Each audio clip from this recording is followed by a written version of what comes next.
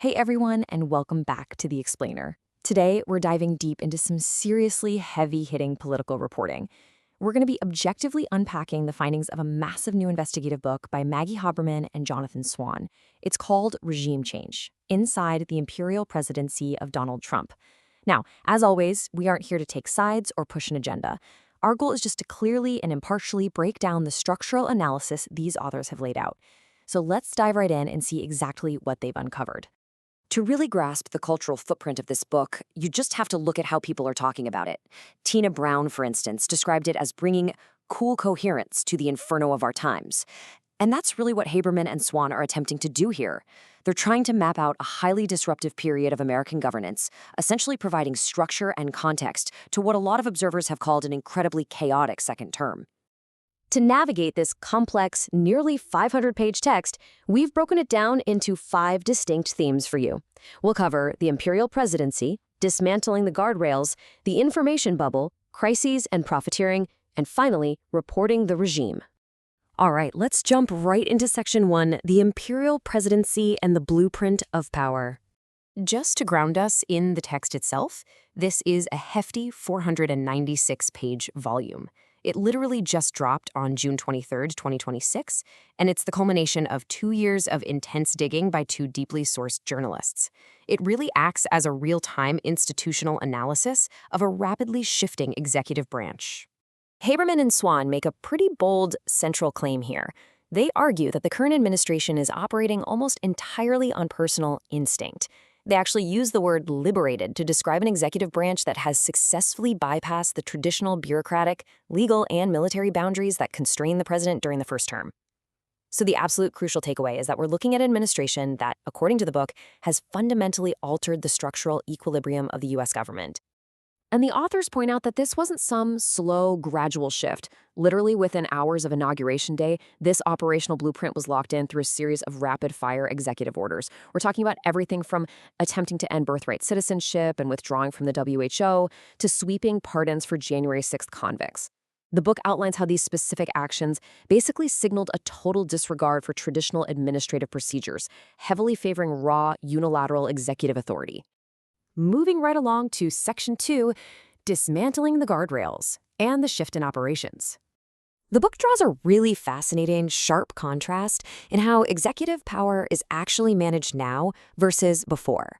In the first term, you had the president's impulses frequently getting managed, or at least delayed, by a network of traditionalist military officers and mainstream conservative lawyers. But in the second term, the authors report that this bureaucratic counterweight is totally gone. It's been replaced by a highly screened group whose main job is just the rapid, unquestioned execution of the president's will. The lawyers who are still there, the authors note, have essentially learned to pick their battles and actually help facilitate bypassing standard interagency coordination. Which leads us perfectly into Section 3, the information bubble and the personnel shift. So, what exactly do they mean by an information bubble? Well, the authors use this specific term to define the new normal in the White House.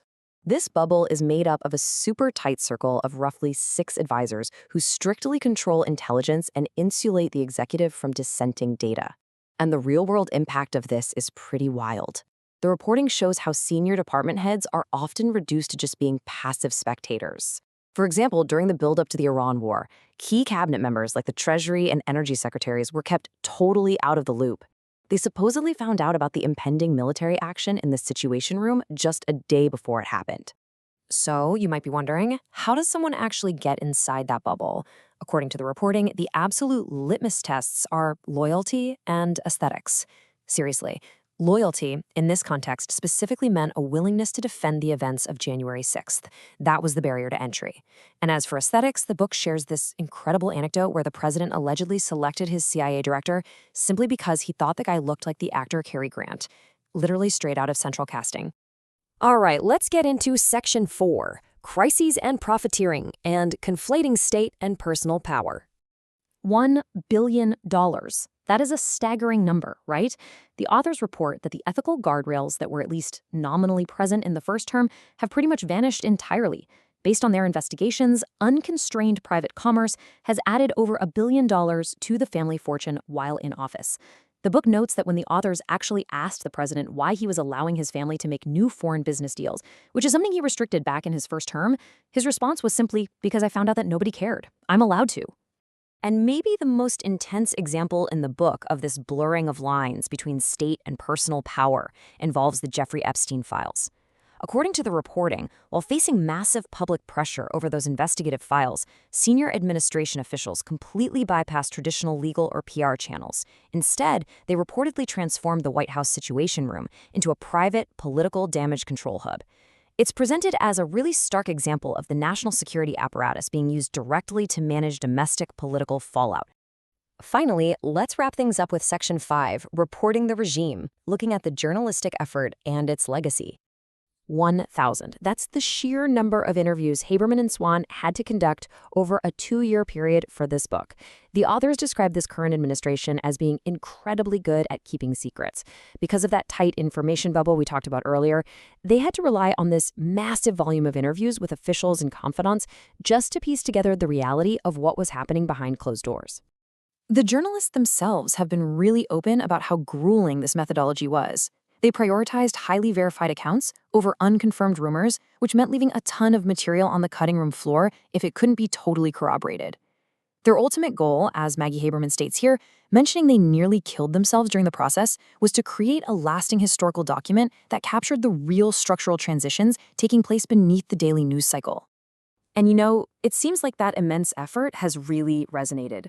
Reviewers and historians, from David Remnick to Fitton O'Toole, overwhelmingly agree that this text transcends standard political gossip. The critical consensus is that it serves as a rigorous chronicle of American governance in transition.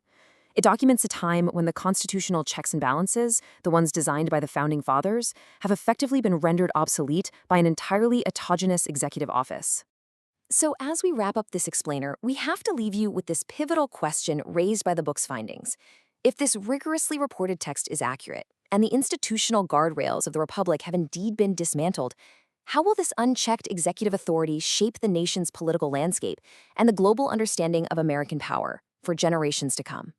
It's a lot to think about. Thank you so much for joining me for this breakdown. Keep asking those big questions, and I'll see you in the next explainer.